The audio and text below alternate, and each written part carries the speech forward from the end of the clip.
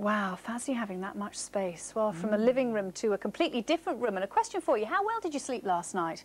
Well, don't blame it on the mattress, because it may well be something far more surprising that's causing bedlam in the bedroom, according to the Oriental art of Feng Shui. Suzanne Harper is here to tell us more. Suzanne, lovely to see you. Feng Shui, what does it mean?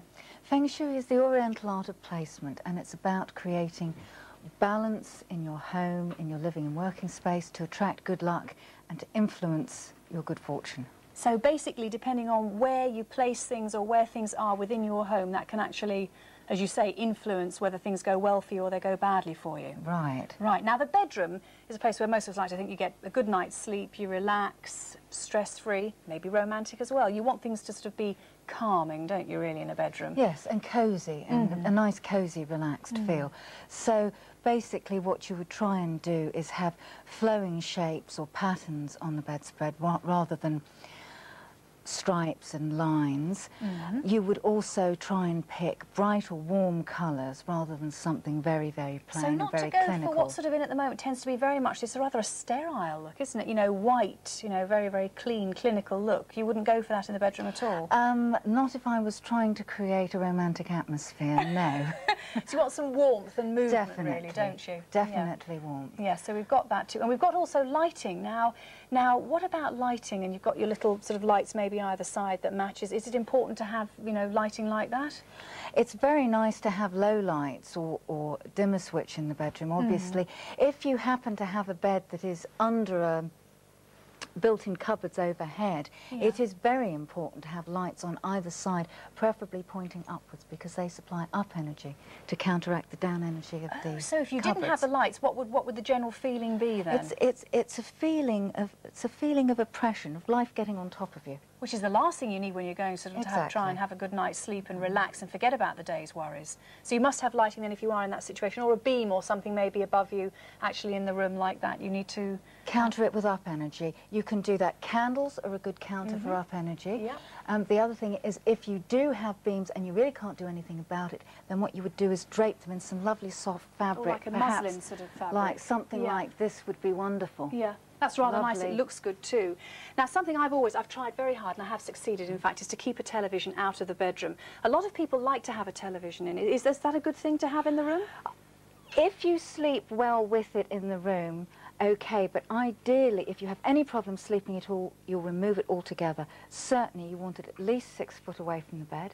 The same thing goes for radio clock alarms. Why is that? I mean, I can understand if a television is on, it's going to be, you know, sort of off-putting, but if a television is off, what harm can it do? It's still actually emitting radiation even 3 days after you've switched it off.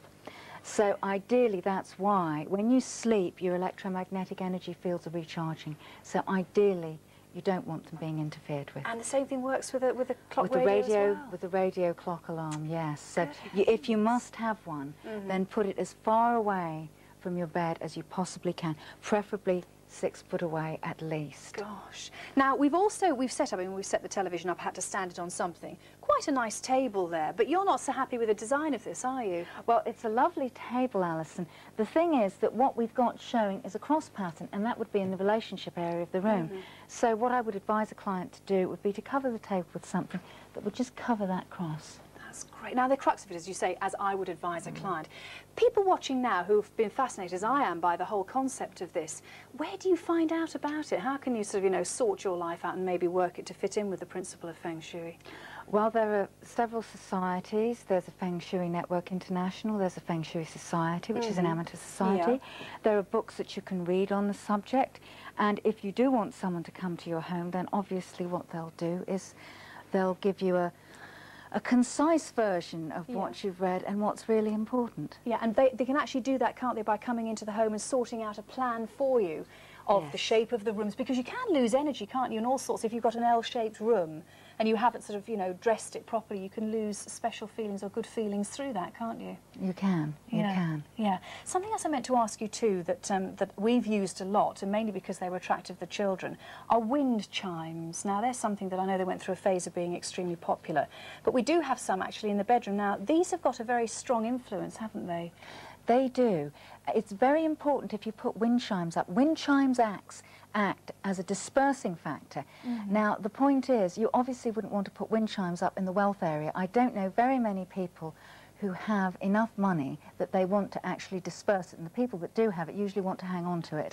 So what I would say is the advice for this year is metal wind chimes go in the northwest. This disperses the negative energies this year. Next year, they go in the west.